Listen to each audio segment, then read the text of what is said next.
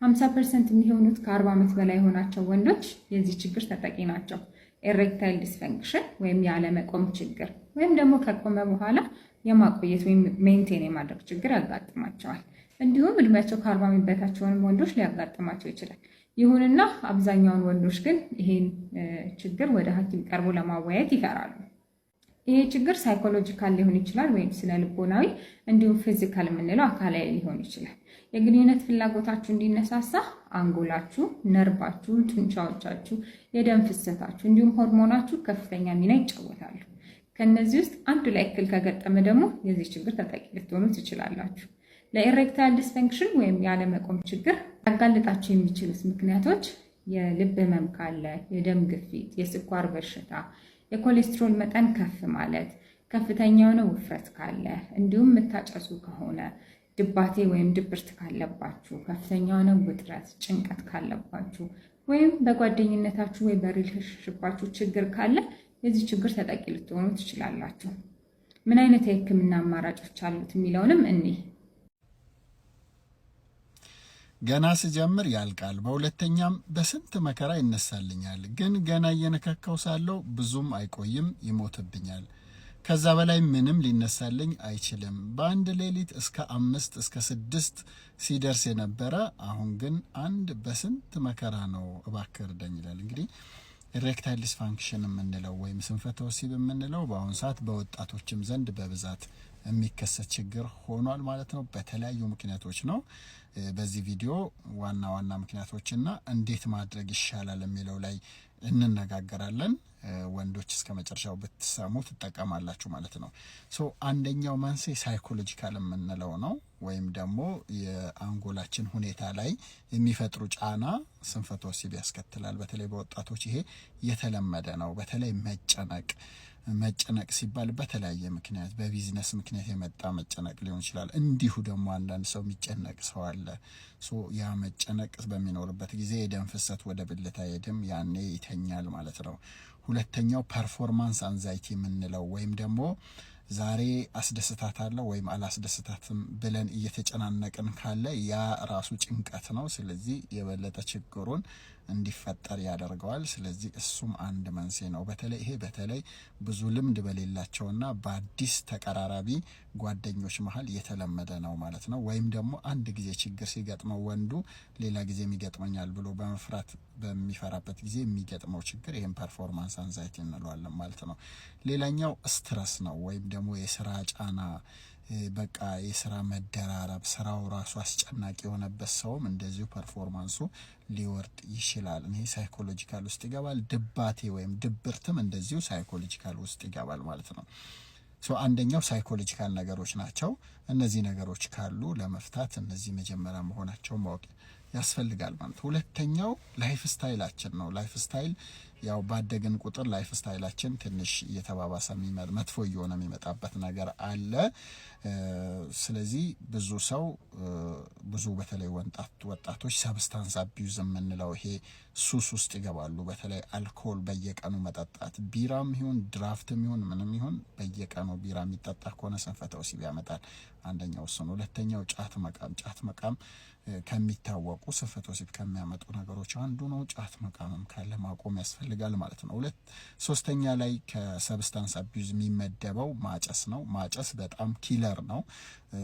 ብልቱን በማስተኛት ነው የሚታወቀው። ወደ ብልት የሚሄደውን የደም ፍሰት ይቀንሳል። ስለዚህ የምታጨሱ ሰዎች ከሳምባችሁ ውጭ ብልታችሁንም ስለሚጎዳ ማቆሙ ይመከራል ማለት ነው። ከዛ ይሄ ተጨማሪ ሱሶች እንደ ማሪዋና፣ ኮኬን፣ አንዳንድ ልጆች ደግሞ ትራማዶል ዝም ብለው የሚወስዱ አሉ። እነዚህን ማቆም ያስፈልጋል ማለት ነው። ሌላኛው ሴደንተሪ ላይፍ ስታይል መሆኑ ነው። ለምሳሌ እንቅስቃሴ ማናረግ ከሆነ፣ ስፖርት ምንም ማንሰራ ከሆነ፣ ከመጠን ያለፈ ውፍረት እየመጣብን ከሆነ እንደዚሁ ችግር ይፈጥራል፣ ስንፈተ ወሲብ ያመጣል ማለት ነው። ሌላኛው ደግሞ ዳይታችን ነው። አመጋገባችን ጣፋጭ እነዚህ ጃንክ ፉድ የምንለው የምናበዛ ከሆነም እንደዚሁ ችግር ያመጣል። ስለዚህ ሌላኛው አመጋገባችን ነው ማለት ነው። ከዛ ውጪ ረጅም ሰዓት ፖርኖግራፊ ማየት፣ ማስተርቤሽን ማብዛት፣ እንደዚሁ ደግሞ ስፖርት ቤት አለመሄድ፣ ጤናችንን አለመጠበቅ ችግር ይፈጥራል ማለት ነው። ሌላኛው ሜዲካል ነው። ሜዲካል ኮዝ የምንለው ሰውነታችን ችግር ኖሮት ሊሆን ይችላል። እድሜ ብቻ ላይ ሆነ ይችላል። በተለይ በወጣቶች ሲከሰት ምርመራ ማድረግ ይኖርባቸዋል። ቴስቴስትሮን ዝቅ ብሎ ሊሆን ይችላል። ፕሮላክቲን የሚባል ሆርሞን ከፍ ብሎ ሊሆን ይችላል። ልብ ላይ ችግር ሊኖር ይችላል። ኮሌስትሮል ከፍ ብሎ ሊሆን ይችላል። ግፊት፣ ስኳር የመሳሰሉትን ቼክ ማድረግ ያስፈልጋል ማለት ነው። እነዚህም ካሉ እነዚህን ማስተካከል ይኖርብናል ማለት ነው።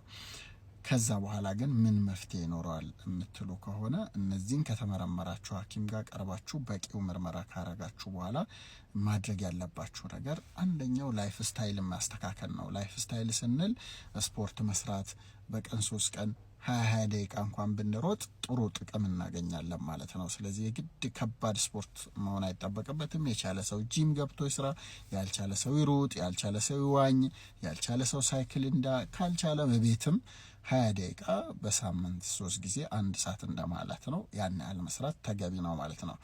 ከዛ ውጭ የተመጣጠነ ምግብ፣ አትክልት፣ ፍራፍሬ የበዛው ፕሮቲን ያለው ምግብ ብንመገብ የተሻለ ነው ማለት ነው።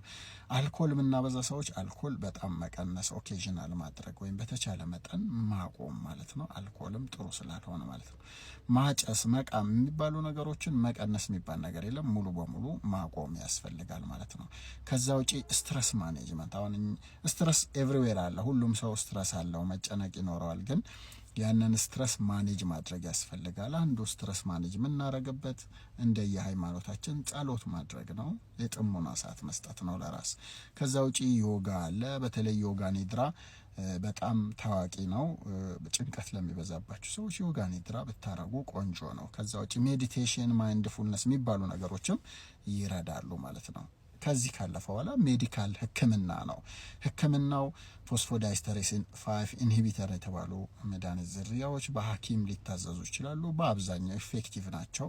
እነሱ ለተወሰነ ጊዜ አጋዥ ሆነው ሊታዘዙ ይችላሉ ማለት ነው። የሆርሞን እጥረት ከሆነ ደግሞ ሆርሞን ማስተካከያ መድኃኒቶች፣ መርፌዎች ሊሰጡ ይችላሉ ማለት ነው።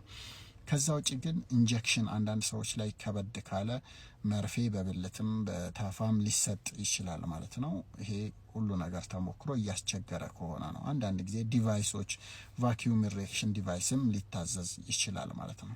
ሳይኮሎጂካል ወይም ከመጨናነቅ ጋር የተያያዘ ከሆነ ደግሞ ሳይካትሪ ጋር ቀርቦ ችግሩን በኮግኒቲቭ ቢሄቪየራል ቴራፒ ወይም በንግግር ህክምና፣ በካውንስሊንግ በምናምን ሊፈታ ይችላል ማለት ነው። ከዛ ውጭ ኦልተርኔቲቭ አንዳንድ ሰዎች ደግሞ መድኃኒት የማይፈልጉ ሰዎች አሉ።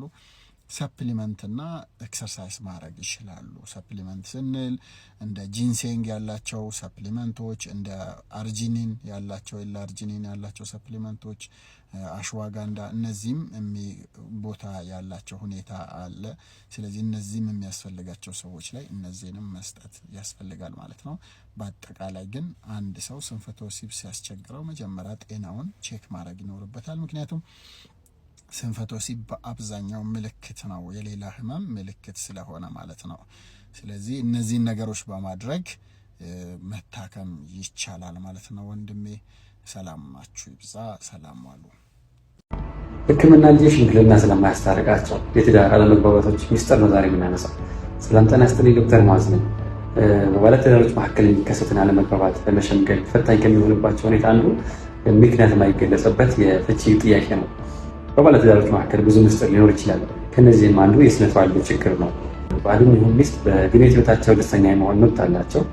ይህ በማይሆን ሰዓት ላይ ግን በመካከላቸው የሚኖር ፍቅር መቀነስ፣ አለመግባባት መፈጠር፣ መከባበር መጥፋት፣ ለፍቺ መዳረግ ሊገጥም ይችላል። በርካታ ጥናቶች እንደሚያሳዩት የፍቺ ምክንያቶች ውስጥ ዋናው አንዱ በግንኙነት ህይወት ደስተኛ ለመሆን ያለመጣጣም ነው።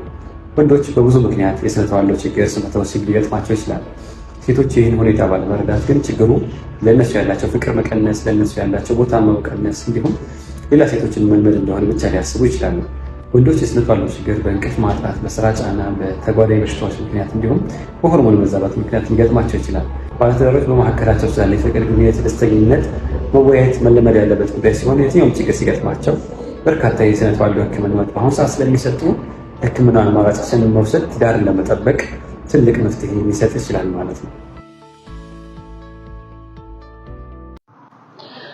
ከተጋባን 4 ዓመት አለፈን። ነገር ግን ከባለቤቴ ጋር አንድም ቀን ግንኙነት ማድረግ አልቻልንም። ብዙ ነገር ሞክረናል፣ ግን ሊሳካ አልቻለም። መነቃቃት ላይ ጥሩ ስሜት ቢኖረኝም ገና ግንኙነት ማድረግ ልንጀምር ስንል ሰውነቴ የፍርሃትና ብልቴ አካባቢ የጡንቻ መኮማተርና ህመም ስሜት ይሰማኛል። ከዚያ ምንም ቢሞክር ሊገባ አይችልም። እሱ ችግር የለበትም። እናም እስካሁን በትዕግስት ጠበቀኝ።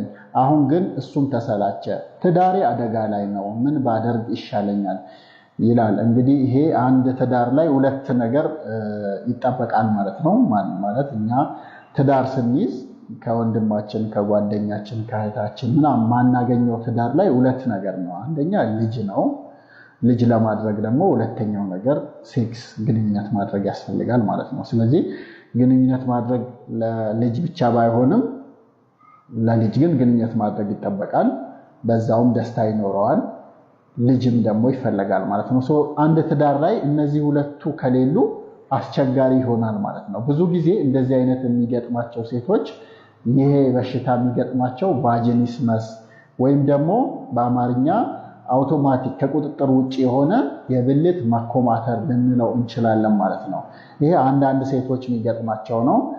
በአንዳንድ ጥናቶች እንደሚያመላክቱት 7% የሚደርሱ ሴቶች ይሄ ችግር ይገጥማቸዋል። ነገር ግን ከዚህም በላይ ይሆናል ተብሎ ይጠበቃል። ምክንያቱም ብዙ ሰው ይሄንን ነገር ግልጽ አውጥቶ ማውራት ስለሚፈራ ስለማይችል ማለት ነው። ስለዚህ ምንድነው ከሴቷ ቁጥጥር የሆነ ማንኛውም ፔኔትሬቲቭ ቫጃይናን ፔኔትሬት ሊያደርግ የሚችል ነገር ሲጠጋ አውቶማቲካሊ ኮንትራክት አድርጎ ወይም ተኮማትሮ የሚዘጋ ነው ማለት ነው። ይሄ በሚሆንበት ጊዜ ጣት ሊሆን ይችላል፣ ፒነስ ሊሆን ይችላል፣ ወይም የወንድ ብልት ሊሆን ይችላል፣ ማንኛውም ታምፑን ሊሆን ይችላል። ልክ እዛ አካባቢ ሊነካ ሲል በጣም ይኮማተራል፣ ያማቸዋል። አንዳንድ ጊዜ በቃ መግባት አይችልም አንዱ ማለት ነው። አንዳንድ ጊዜ በኃይል ከገባ ደግሞ መውጣት አይችልም ማለት ነው። በጣም ስፓዝም ስለሚኖረው ማለት ነው። ስለዚህ ይሄ ቫጂኒስመስ ብዙ ሴቶችን ትዳርን ትንሽ በተለይ አዲስ ተጋቢዎች ላይ አልፎ አልፎ ሊከሰት ይችላል። ነገር ግን ከቆይታ በኋላ ጥሩ ግንኙነት እያደረገች ቆይታ የሆነ ሰዓት ላይ ሊገጥማት ይችላል ማለት ነው። እንግዲህ በአብዛኛው መንስኤው አይታወቅም።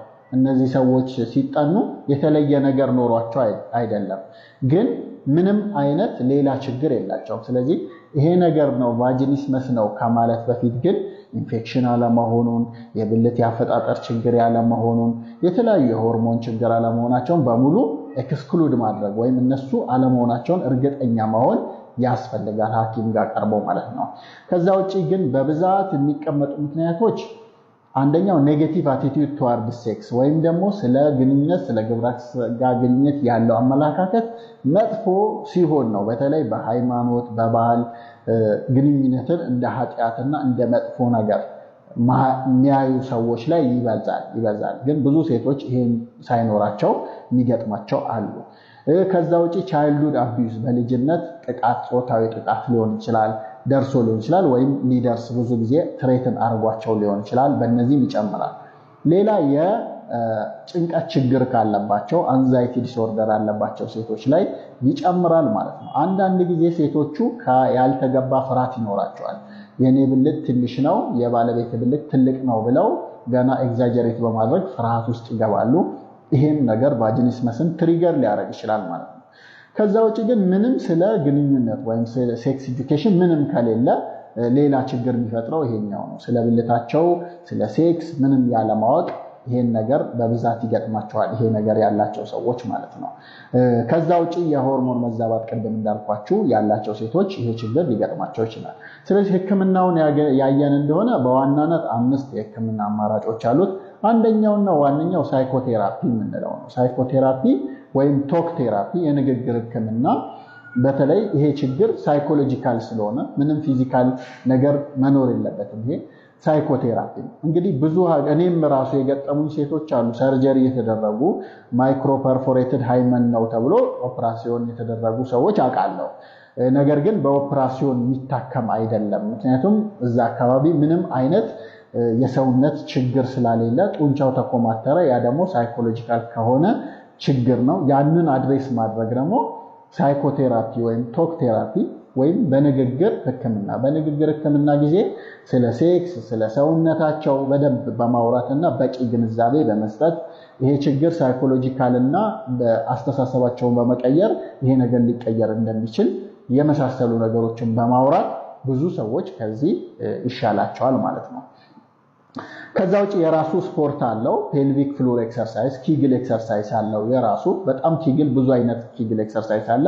ይሄ ኮንትራክት ኤንድ ሪሊዝ በማድረግ የቫጃይና ጡንቻቸውን ቫጃይናል መስኩላቸርን ትሬን በማድረግ በራሳቸው እንዲቆጣጠሩት ለማድረግ ይረዳል። ፔልቪክ ፍሎር ኤክሰርሳይዝ ወይም ኪግል ኤክሰርሳይዝ አለው ማለት ነው። በሶስተኛ ደረጃ ቫጃይናል ዳይሌተርስ አሉ። ለዚህ ለማላመድ ምክንያቱም ፔኔትሬሽን እንዲሆን ሲል ነው ይሄ ትሪገር የሚያረጋቸው የሚያማቸው የሚኮማተረው ማለት ነው። ስለዚህ ያንን ለማለማመድ የተለያየ መጠን ከትንሽ ጀምሮ እየተለቀ የሚሄድ ቫጃይናል ዳይሌተር የሚባሉ ለዚህ ፐርፐዝ የተዘጋጁ አሉ። ያንን መጠቀም ይቻላል። አብሮ ደግሞ ከዛው በተጨማሪ ህመሙን ለማስተው ሎካል አኔስቴቲክ ለምሳሌ እንደ ሊዶኬን ያሉ ክሬሞችን በመቀባት ህመሙን ማስተው ይቻላል። ከዛ ውጪ ከፓርትነራቸው ጋር ኢንቲሜሲ መጨመር ወይም ደግሞ ሴንሴት ፎከስ ይሄ ናን ኢሮቲክ ፎከስን በደንብ መለማመድ ጥሩ ነው። የተለያየ ሰውነታቸውን ፓርት እየነካኩ ኖርማል መለማመድ ማለት ነው። ሰውነታቸውን ሴንሴት ፎከስ በመለማመድ ይሄም አንድ የሚቀንስ ነገር ነው ማለት ነው። ስለዚህ ቫጂኒስመስ ብዙ አዲስ ተጋቢዎችን ሊያጠቃ የሚችል ችግር ነው። ላይክ ሼር ማድረጋችሁን እንዳትረሱ። ሰላም። አንድ ወንድ ግንኙነት ላይ ቶሎ ይጨርሳል ማለት ኤክስፐሪንስ የለውም ወይም ደግሞ አይችልም ማለት ግን አይደለም። አንዳንዴ የመጀመሪያ ግንኙነት ላይ ድንጋጤ ወይም ደግሞ ነርቨስ መሆን ሊያጋጥም ይችላል። ሌላው ደግሞ ሳይንስ እንደሚለን ከሆነ እናም ደግሞ ግንኙነት ላይ ቶሎ መጨረስ ሲባል እኛ የሚፈጠር የሚመስለን እድሜያቸው ገፋ ያሉ ወንዶች ላይ ነው። ነገር ግን በተቃራኒው ወጣቶች ላይ ነው የሚዘወተረው። ምክንያቱም ደግሞ ማወቅ የምትፈልጉ ከሆነ ኮሜንት ላይ አሳውቁኝ። በቀጣይ ቪዲዮ ማሳውቃችሁ ይሆናል። ጤና ይስጥልን። በዚህ ቪዲዮ በሴቶች ላይ የሚታይ የወሲብ ስሜት ማጣት ምክንያቶችን እናያለን። በሴቶች ላይ የሚታይ የወሲብ ፍላጎት ማጣት በብዙ ምክንያት ይመጣል። ከነሱ መካከል አንደኛ አካላዊ ምክንያቶች፣ ይህም በግንኙነት ወቅት ህመም ካለ ወይም ደግሞ ኦርጋዝም ወይም መጨረስ ካልቻልሽ፣ የጤና መታወክ ካለ፣ አንዳንድ መድኃኒት የምትወስጂ ከሆነ፣ መጠኑ የጨመረ አልኮል የመውሰድ ዘይቤና ሲጋራ ማጨስ፣ በተለያየ ምክንያት የቀዶ ጥገና ማድረግ፣ ይህም የሰውነት ምስልን ወይም ቦዲ ኢሜጅን በመቀየር የወሲብ ፍላጎትን ሊቀንስ ይችላል። ድካም፣ ይህም ስራ ላይ ባላቸው ጫና፣ በቤት ውስጥ ባላቸው ኃላፊነት ምክንያት ይመጣል። ሁለተኛ የሆርሞን ለውጦች፣ በእርግዝና በጡት ማጥባት ወይም በማረጥ ጊዜ በሚኖር የሆርሞን ለውጥ። ሶስተኛ የስነ ልቦና ችግሮች፣ የድባቴ ወይም የጭንቀት በሽታ መኖር፣ የአካል ወይም ወሲባዊ ጥቃት ታሪክ መኖር፣ ከዚህ ቀደም አሉታዊ የወሲብ ገጠመኞች፣ በስራና በተለያዩ የህይወት ክፍሎች ላይ ጭንቀት መኖር። አራተኛ በፍቅር ግንኙነት ላይ ችግር መኖር፣ ከፍቅር አጋር ጋር አለመግባባት፣ አለመተማመንና ያልተፈቱ ችግሮች መኖር። ስለዚህ በሽታ ሙሉ ቪዲዮ ለማየት ከፈለጉ ዩቲዩብ ቻናላችን ላይ ማግኘት ይችላሉ። ቸርን ሰንብት። ሰላም ጤና ይስጥልኝ። ዶክተር ሸምሴ ነኝ። በዚህ ቪዲዮ ስለ ድንግልና 7 እውነት ያልሆኑ ግን በማህበረሰቡ ዘንድ በጣም በስፋት የሚታመንባቸውን ነጥቦች እነግራችኋለሁ ማለት ነው። እንደኛ ሀገር ባለ የአፍሪካና እንደዚሁም ደግሞ በመካከለኛው ምስራቅ አካባቢ የሚኖሩ ሴቶች ድንግልና የቻስቲቲ ምልክት ወይም ደግሞ የጨዋነት ምልክት ተደርጎ ይወሰዳል ማለት ነው። ስለዚህ ብዙ ጊዜ ወንዶች ድንግል የሆነችን ሴት ያምናሉ፣ ያከብራሉ ተብሎ ይታመናል። በባህልም በሃይማኖትም መሰረት ማለት ነው። ለዛ ብዙ ወንዶች ከጓደኛቸው ጋር እንደዚህ አይነት ጥያቄ ማለትም ድንግል ነኝ ይሏቸውና ግንኙነት በሚያደርጉ ጊዜ ድንግል ናቸው አይደለም የሚለውን የሚያውቁበት መንገድ ወይ ይደማል ወይ ደግሞ በጣም ያማቸዋል ብለው በማሰባቸው ስለሆነ በዋነኛነት መድማት ተደርጎ ነው የሚታሰበው ማለት ነው። ስለዚህ እሱ መስፈርት ካላሟላ አይደለም የሚል ጭንቀት ውስጥ ይገባሉ ሁለቱም። እሷም ከምርም ድንግል ሆና ላደማ ትችላለች። ከዚህ ቀደም ይሄን በቪዲዮ በደንብ አብራርቻለሁ። አክቹዋሊ ከመቶ ሴቶች ድንግል ከሆኑ 43ቱ ብቻ ናቸው የሚደሙት።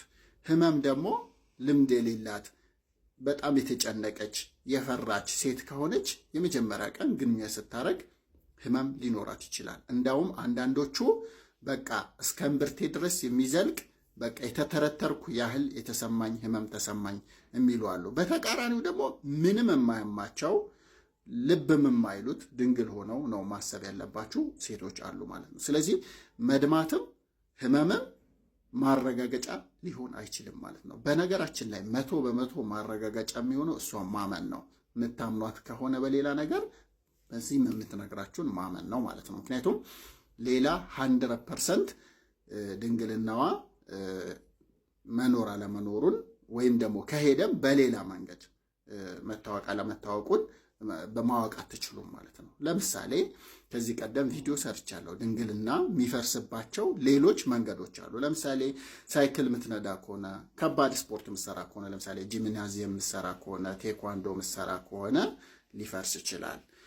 እንደዚሁ በማስተርቤሽን ወይም በግል ወሲብ ጣትም ይሁን ሌላ ባዕድ ነገር ወደ ብልት ከገባ ሊፈርስ ይችላል ማለት ነው። ፈረስ መጋለብ እንደዚሁ ሊፈርስ ይችላል። በጣም አልፎ አልፎ ደግሞ 0.03% ያህል ሴቶች ያለ ድንግልና ይወለዳሉ። አክቹዋሊ ይሄ በጣም ትንሽ ቁጥር ነው። 99.97% ሴቶች ከነ ድንግልናቸው ይፈጠራሉ ማለት ነው። ስለዚህ ሐኪምም ቢሆን ድንግልናው ከፈረሰ በሳይክል ነው፣ በግለ ወሲብ ነው፣ በምንድን ነው የሚለየው መለየት አይችልም ማለት ነው። ሐኪም የሚለየው ኢንታክት ሃይመን ካለ ወይም ድንግልናው ምንም ያልተነካካ ከሆነ በቀላሉ በማየትም ሊናገር ይችላል ማለት ነው። ነገር ግን የሐኪም የድንግልና ምርመራ ግን ቀርቷል ማለት ነው። ስለዚህ ይሄ ነገር ምን ችግር አለ መሰላችሁ? ወንዶቹ ግራ የተጋቡት ድንግል መሆኗን ማረጋገጥ ይፈልጋሉ። የማረጋገጫው መንገድ ደግሞ 100% አኩሬት ወይም ትክክለኛ አይደለም ማለት ነው። ሴቶቹ ደግሞ ይሄንን አጋጣሚ ተጠቅመው ወንዶቹን የሚያታልሉ ሴቶች ደግሞ አሉ። ይሄ በደንብ የሚታወቅ ነው። ለምሳሌ ህመምን ለምሳሌ ሰብጀክቲቭ ነው፣ ወይም ደግሞ አንድ ሰው አመመኝ ካለ መጮህ ይችላል። ምንም ፌክ ማድረግ ይቻላል ማለት ነው ህመምን።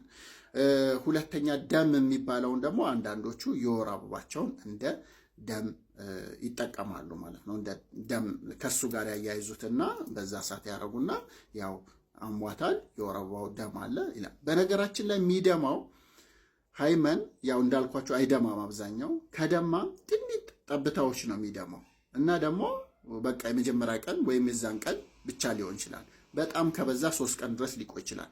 ከ3 ቀን በላይ ግን የሚደማ ከሆነ ሌላ ችግር ሊሆን ስለሚችል ሐኪም ጋር መታየት ይኖርባታል ማለት። ስለዚህ መድማቱ ማረጋገጫ አይሆንም። ህመሙን ደግሞ ፌክ ማድረግ ይቻላል። ስለዚህ ወንዱ በምንድን ነው የሚያውቀው? አንደኛ ሊያምናት ይችላል። ሁለተኛ ሌላው ቢሄቪየራል ቴክኒኮች ሊኖሩ ይችላሉ። ኤክስፒሪያንስ ያለውና የሌለው ሰው የሚታወቅባቸው መንገዶች ማለት ነው። አንደኛው ይሄ ነው። ሴቶቹ ደግሞ ይሄንን በተቃራኒው ደግሞ ምንም ከማንም ወንድ ጋር ግንኙነት ሳያደርጉ ጨዋ ሆነው ከርመው ደግሞ ሳይደሙና ህመም ሳይኖራቸው ራሳቸውን ተጠራጥረው እኔም ግራ ገብቶኛል ብለው የሚጠይቁኝ ሴቶች ደግሞ አሉ።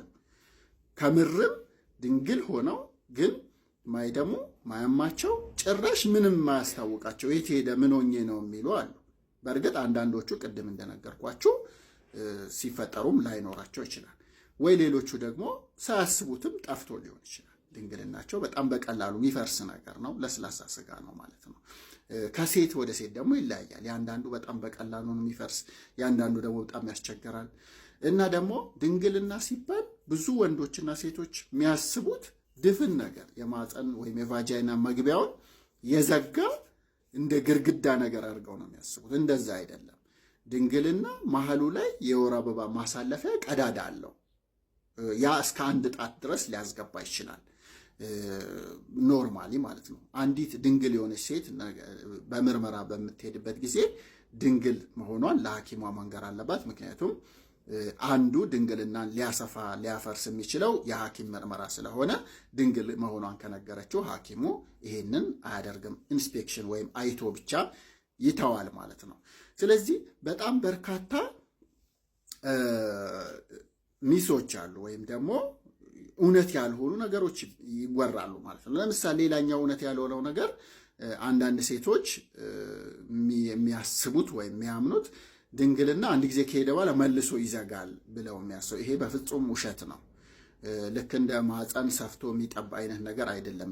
ድንግልና አንድ ጊዜ ከተለጠጠ አይመለስም፣ ወደኋላ ከተሰነጠቀ አይመለስም፣ ከፈራረሰ አይመለስም ማለት ነው። ስለ ድንግልና አንዴ ከሄደ ሄደ ነው። እየሰፋ እየተበላ በቃ እየጨረሰ ይሄዳል ማለት ነው።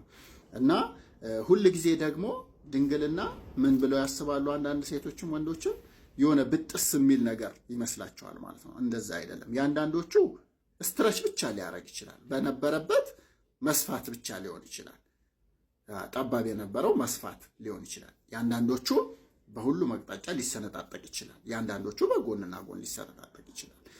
ስለዚህ ወንዶች ይሄ ቅር አይበላችሁ፣ መረጃውን ማወቁ ጥሩ ነው። ስላልደማች ድንግል አይደለችም አትበሉ፣ ስላላመማትም ድንግል አይደለችም አትበሉ። በተቃራኒው ደግሞ ሴቶች ደግሞ ይሄንን ተጠቅማችሁ ማታለልም አግባብ አይደለም። ዞሮ ዞሮ እናንተ ስለምታውቁት ሜንታል ቶርቸር የሚገጥማችሁ እናንተ ናችሁ። አንድን ሰው እንግዲህ ዋሽታችሁት አብራችሁ እድሜ ልካችሁ መኖር ማለት ያው እንግዲህ እናንተ ላይ የሚፈጥረው ሳይኮሎጂካል ጫናም አለ ማለት ነው። ስለዚህ ወንድሜ ብዙም አትጨናነቅ። ፍቅረኛ ድንግል ነኝ ብላኝ ሴክስ ስናደርግ ደም አላየሁም፣ ዶክተር ድንግል አይደለችም ወይስ የድንግልና አይነት አለ? የድንግልና አይነት አለ፣ በጣም ብዙ አይነት የድንግልና አይነት አለ። ከዚህ ቀደም በሰራሁት ቪዲዮ ገብተህ ማየት ትችላለህ። ጉግልም ላይ ፎቶውን ገብተህ ደግሞ ማየት ትችላለህ። ብዙ አይነት የድንግልና አይነት አለ ማለት ነው። ሌላው የሚጠይቁኝ ምንድን ነው፣ ብዙ ጊዜ የምጠየቀው ጥያቄ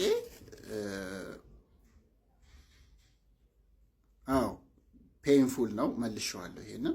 ስለዚህ ብዙዎችን ለመመለስ ሞክሬያለሁ። ሌሎቻችሁን እንግዲህ በሌላ ጊዜ ደግሞ መልሳለሁ። ይሄ ቪዲዮ በጣም ለብዙ ወጣት ወንዶችና ሴቶች ስለሚጠቅም ሼር አድርጉላቸው። ብዙ ሰው ስለ ድንግልና ያለው አመለካከት እውቀት የጎደለው ነው። ነገር ግን ብዙ ሰው ደግሞ በጣም የሚፈልገው ነው። በተለይ ሃይማኖተኛና ባህላዊ የሆኑ ሰዎች ለድንግልና ብለው ብቻ የሚያገቡ አሉ። ሴቶቹም ደግሞ አለኝ ቢሉት ትልቁ ስጦታ ለወንድ ልጅ እንሰጠዋለሁ ብለው የሚያስቡት ድንግልናቸውን ይሆናል በአብዛኛውን ጊዜ ማለት ነው። ነገር ግን እነዚህ ነጥቦችን ማወቅ ነገሮችን በደንብ ለማጤን ይረዳል ብዬ አስባለሁ። ሰላም ዋሉ።